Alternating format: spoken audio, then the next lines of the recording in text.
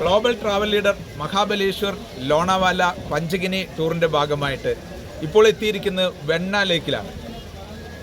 ഇവിടെ boat riding ആണ് പ്രധാനമായിട്ടുള്ള ആക്ടിവിറ്റി. ഹോഴ്സ് റൈഡിങ്ങും ഇവിടെ ഉണ്ട്.